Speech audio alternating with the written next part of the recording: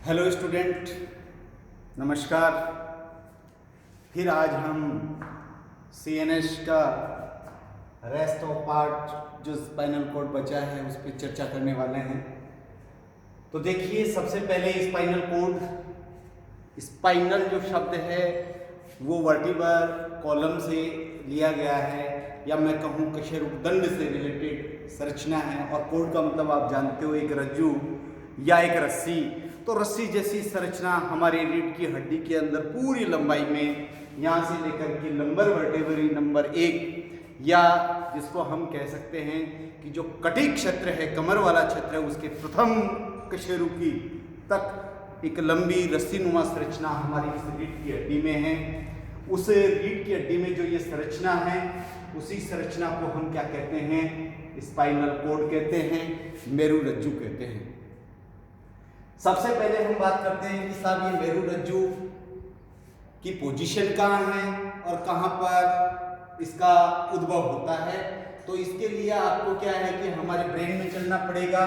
और ब्रेन में आप जानते हो कि हम ये जो ब्रेन पढ़ते हैं, इस ब्रेन में आप इस तरह जो स्ट्रक्चर पढ़ते हो, यहाँ पर ये आपका सेरिबेलम है और यहाँ मैंने ये मिड ब्रेन कार्पस कैलोजम बना दिया। तो हम जानते हैं कि जो ये वाला पार्ट है, इसको आप कहते हो मेडुला ऑब्लोंगेटा। और मेडुला ऑब्लोंगेटा जो है, इसमें एक गुहा मिलती है जिसे आप कहते हैं क्या? मेटासील या फोर्थ वेंट्रिकल। इस फोर्थ वेंट्रिकल में जो सीएसएफ भरा होता है वो नीचे ट्रेवल करता है एक गुहा में। जो गुहा है वो हमारी रीढ़ की हड्डी में मौजूद है।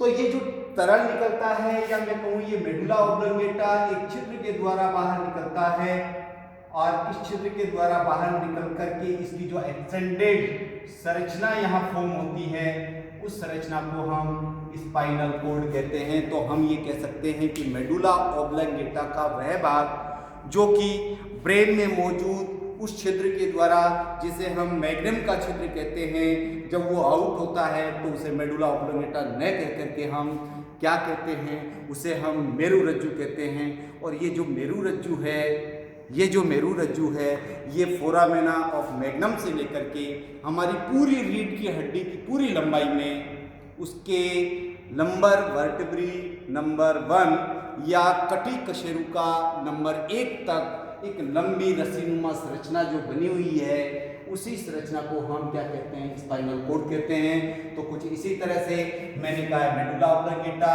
और वो एक छिद्र होता है जिसे मैग्नम का छिद्र कहते हैं। उससे जो बाहर एक भाग निकलता है जो कि रीढ़ की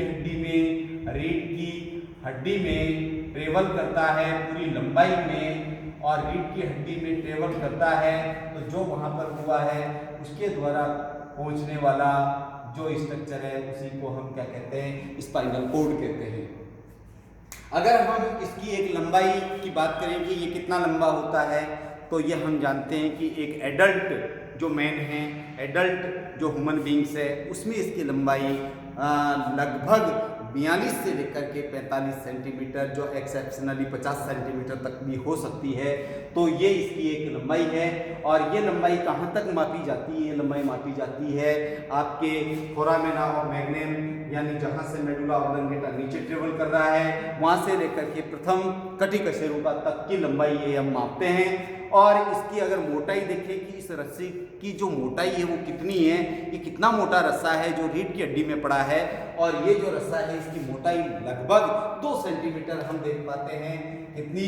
लगभग 2 सेंटीमीटर। और अगर हम ये बात करें कि क्या एक बच्चा जब जन्म लेता है तब स्पाइनल कॉर्ड का पूरा जो है ग्रोथ हो चुका होता है, तो हम ये कहेंगे कि नहीं। जब वो 4 से 5 साल और मैक्सिमम 6 साल तक का जब होता है, तो हम कहते हैं कि स्पाइनल कॉर्ड का पूरा फॉर्मेशन या पूरी ग्रोथ हो चुकी है। अब अगर हम इसकी प्रोटेक्शन की बात करें कि ये किसके द्वारा प्रोटेक्टेड रहता है, इसकी जो सुरक्षा है वो किसके द्वारा होगी, तो अगर हमें इसकी सुरक्षा की बात करूं तो 2 तरह की सुरक्षा हो गई।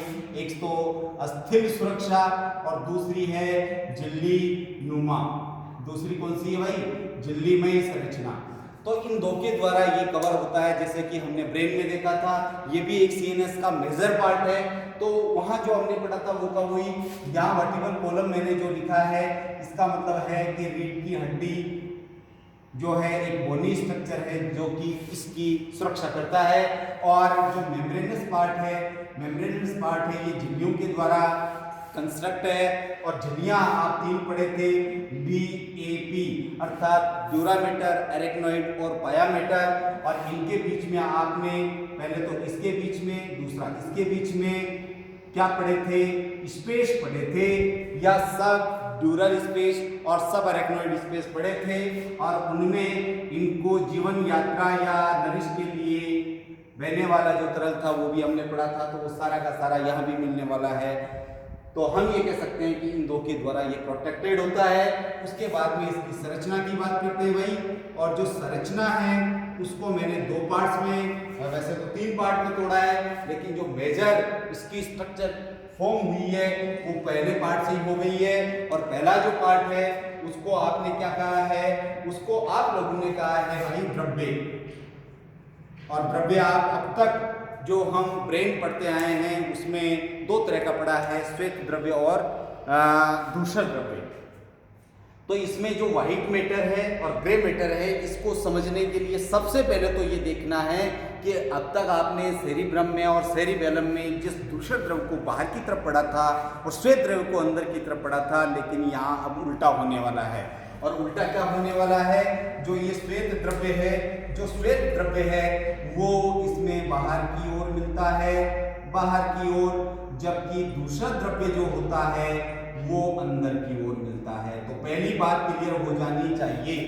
तो हम सीधा क्या है कि डायग्राम पे आ जाते हैं। ये मैंने स्पाइनल कॉर्ड का डायग्राम बनाया है। तो जो आपको बिना कुछ भरा हुआ नजर आ रहा है, ये सारा का सारा द्रव्य कौन सा है, श्वेत द्रव्य है।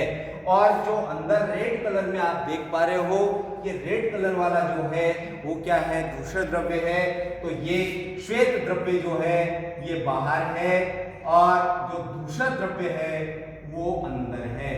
ये चीज हमें मालूम होना चाहिए। अब जो ये व्हाइट मैटर है और ग्रे मैटर है, इसको देखने पर हमें ये पता चल रहा है कि इसका कहीं कंपोजिशन ज्यादा है, कहीं पर कम है, कहीं पे ये नुकीला है, कहीं पे फनल लाइक स्ट्रक्चर बन रही है, कहीं पे सिंग लाइक यानी श्रृंग जैसी संरचना बन रही है। तो ये ऐसा क्यों हो रहा है, तो वो भी हम देखते हैं कि इन स्ट्रक्चर को हम क्या कहें। तो व्हाइट मैटर को सबसे पहले मैं बाहर से देखना आरंभ करता हूं, जहां जहां मैं पेन मार्कर रख रहा हूं। तो सबसे पहले मैं व्हाइट मैटर में देखता हूं। तो इसमें मुझे 3 पार्ट नजर आते हैं। पहला पार्ट पृष्ठभाग पे, दूसरा पार्ट इसके अधर पार्ट पे, तीसरा पार्ट इसके पार्श्व भाग में। तो जो पहला पार्ट है जिसको आपने कहा है डोर्सल फुनिकुलस। फुनिकुलस का मतलब समझते हैं, यानी एक ऐसी संरचना जिसका निर्माण एक्सोन फाइबर से होता है। क्या? एक ऐसी संरचना जिसका निर्माण सिर्फ और सिर्फ मेडुलेटेड नर्व फाइबर के द्वारा होता है। और आप जानते हैं मेडुलेटेड एक्सोन होते हैं, और एक्सोन जब इकट्ठे होते हैं तो उससे व्हाइट मैटर बनता है। इसीलिए हम ये जो फुनिकुलस वाली जो स्ट्रक्चर है वो सब किसमें पढ़ने वाले हैं, व्हाइट मैटर में पढ़ने वाले हैं। तो सबसे पहले डोर्सल फुनिकल्स।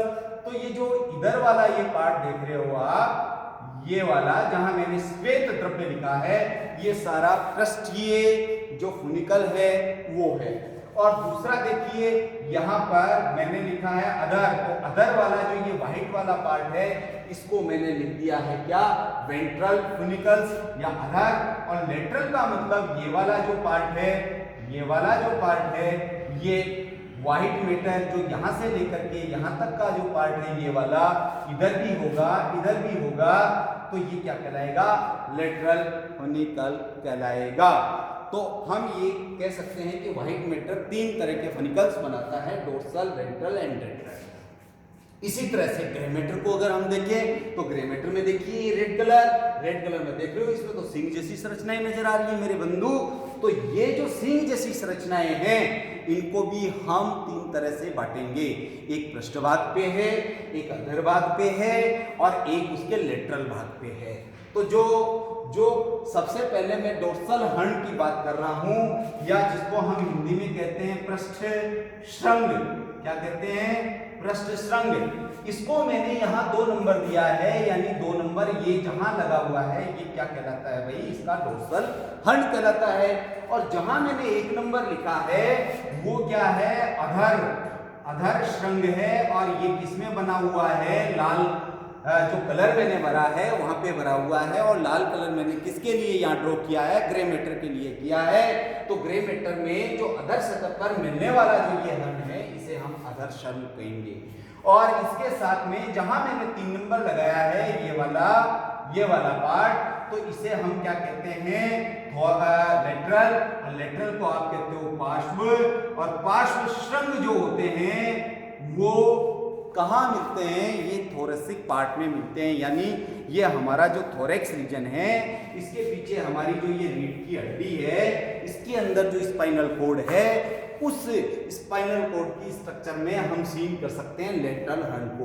तो 3 तरह के हर्न बनेंगे ग्रे मैटर में, 3 तरह के फनिकल्स बनेंगे व्हाइट मैटर में। अगर कोई हमसे ये पूछे कि व्हाइट मैटर में हर्न क्यों नहीं बनते, तो इसके पीछे सीधा सा आप आंसर दे सकते हो, क्योंकि white matter made up with the axon fibres, और जो एक्सोन फाइबर्स है वो फनिकल्स ही बना सकते हैं, हर्न्स नहीं बना सकते, क्योंकि हर्न्स का निर्माण तो नॉन मेडुलेटेड नर्व फाइबर और सोमा से होता है, और इन दोनों के एक्युमुलेट होने से ग्रे मैटर बनता है। इसलिए हर्न हमेशा ग्रे मैटर में बनेंगे, और ये जो फनिकल्स है वो किसमें बनेंगे भाई, ये व्हाइट मैटर में बनेंगे।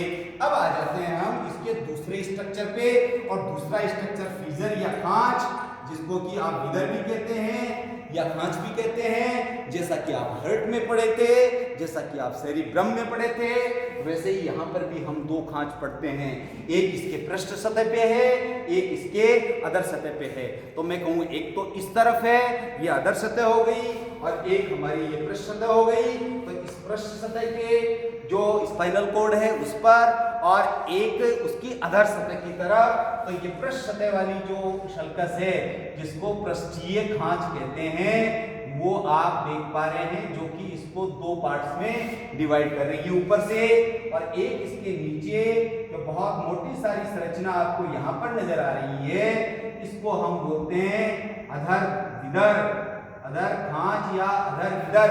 तो ये 2 तरह की खांच हो गई। अब भाई हम पहचाने कैसे कि ये तो पृष्ठ खांच है और ये अधर खांच है। तो हमेशा ये ध्यान रखना है कि पृष्ठीय खांच वो होंगी जिस तरफ से संवेदी तंत्रिकाओं का उद्गम होगा उसके पड़ोस के पार्ट से। तो ये जो पृष्ठीय खांच है, इसका ये वाला पार्ट, इसका ये वाला पार्ट, या मैं कहूँ ये पृष्ठीय भाग, इससे क्या निकलते हैं, इससे संवेदी तंत्रिकाएं निकलती हैं। और ये जो तंत्रिका आप देख रहे हो, ये एक संवेदी तंत्रिका है, संवेदी नर्व है, सेंसरी नर्व है।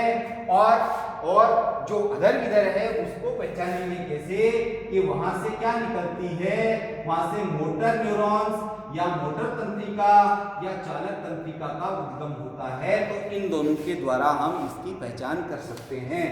अब हम देखते हैं कि साहब ये जो सेंसरी नर्व है वो निकल करके क्या बनाती है। तो देखिए ये सेंसरी नर्व ऊपर से निकली, और ऊपर यानी डोर्सल पार्ट से, डोर्सल पार्ट का मतलब डोर्सल सर्कस वाला, और ये निकल करके आगे चल करके एक गैंग्लिया बना रही है, और इस गैंग्लिया को हम कहते हैं डोर्सल रूट गैंग्लिया या पृष्ठमूल रज्जु। और ये पृष्ठमूल कह रहे हैं, इसका मतलब ये नर्व जहां से निकल रही है वो कौन सा रूट होगा, वो पृष्ठीय रूट होगा। और अगर वेंट्रल स्थान से निकलती है, नीचे वाले पार्ट से निकलती है, अधर सतह से निकलती है, आपके थोरेसिक पार्ट की तरफ से निकलती है, वो तंत्रिका मोटर होगी। और वो जहां से उद्गम हो रही है वो वेंट्रल रूट या अधर मूल कहलाएगा। और ये जो अधर मूल है इससे निकलने वाली तंत्रिका हमेशा मोटर प्रकार की होगी, लेकिन ये जाकर के समाहित हो जाएगी किसके साथ, डोर्सल रूट गैंग्लिया के साथ। और जैसे ही दोनों समाहित हो जाएगी तो वहां पर एक नर्व कंबाइंड नर्व बनेगी जिसको हम स्पाइनल नर्व कहेंगे। और in case of man 31 pairs are found spinal nerve in our body. तो ये जो स्पाइनल नर्व है उसमें दोनों तरह के तंतु आ रहे हैं, संवेदी भी और चालक प्रकार के भी, इसलिए ये सारी मेरु तंत्रिकाएं हमेशा मिश्रित प्रकार की होती हैं। अब हम देखते हैं भाई इसका जो अगला पार्ट है वो हमने लिखा है वेंट्रिकल, और वेंट्रिकल को आप कहते हो गुहा, और गुहा का मतलब ऐसा स्थान जो कि खोखला हो। और अगर इसकी गुहा की बात करें तो इसका अंदर का खोखला पार्ट, एक छोटा सा माइन्यूट पार्ट जो कि खोखला है, उसे हम सेंट्रल कैविटी या केंद्रीय नाल कहते हैं, जो यहाँ आप देख पा रहे हैं। और ये जो जंक्शन है ये दोनों ग्रे मैटर को जोड़ रहा है, तो ग्रे मैटर कमीजर जो है उसके बीच में सेंट्रल केनाल मिलती है, और इसी का दूसरा नाम है न्यूरोसील। और neurocoel connected anterior to metacoel which is called fourth ventricle of our brain. तो हमने ये देखा कि इसमें जो पाया जाने वाली गुहा है उसको हमने कह दिया केंद्रीय केनाल नाल, जो कि आगे की तरफ से जो हमारा चतुर्थ निलय है मेडुला ऑब्लोंगेटा वाला उससे कनेक्टेड है। लेकिन इसके साथ साथ हमें एक चीज और देखनी है कि इसका जो मेजर फंक्शन है वो क्या है। तो अगर हम मेजर फंक्शन की बात करें तो मेजर फंक्शन ये कहता है कि ये कंट्रोल रिफ्लेक्स एक्शन करता है, यानी कि प्रतिवर्ती क्रियाओं का नियंत्रण अगर किसी एक सिंगल ऑर्गन के द्वारा किया जाएगा तो उसका नाम होगा मेरुरज्जु। सबसे ज्यादा फास्ट एंड फ्यूरियस की तरह जो सिस्टम, क्योंकि ब्रेन तो थोड़ा सा क्या है पढ़ने में एनालिसिस में करता है, वर्कआउट थोड़ा सा टाइम कंज्यूम करता है, लेकिन ये फास्टली करता है। तो जितने भी रिफ्लेक्स एक्शन होते हैं प्रतिवर्ती क्रियाओं के केंद्र है, प्रतिवर्ती जो क्रियाएं हैं उन क्रियाओं का कंट्रोल सेंटर है। साथ में जितने भी ब्रेन के काम होते हैं, मस्तिष्क के कार्य होते हैं, उन सब कार्यों को कंट्रोल करने का काम भी या मैं कहूँ उनमें सहयोग के रूप में इसका काम होता है। और बहुत सारे ऐसे रिफ्लेक्स जो कि ब्रेन के द्वारा ट्रेवलिंग नहीं करवाए जा सकते, उनकी 12 पेयर ऑफ क्रेनियल नर्व्स है उनके थ्रू, तो जो स्पाइनल कोड है उसके थ्रू उन रिफ्लेक्स को हमारी गर्दन से नीचे की तरफ लेके जाने में बहुत बड़ा रोल है। किसका? मेरुरज्जु का। जैसे कि हमारे लेग में लेके जाना है, हमारे हैंड में लेके जाना है, हमारे थोरैक्स रीजन में लेके जाना है, या हमारे अदर बॉडी पार्ट में ब्रेन के कुछ सिग्नल्स जो कि रिफ्लेक्स से रिलेटेड हैं उनको एनालिसिस किया गया है, तो उनको ट्रेवलिंग करने का जो पाथ उपलब्ध करवाएगा वो हमारा मेरुरज्जु करवाएगा।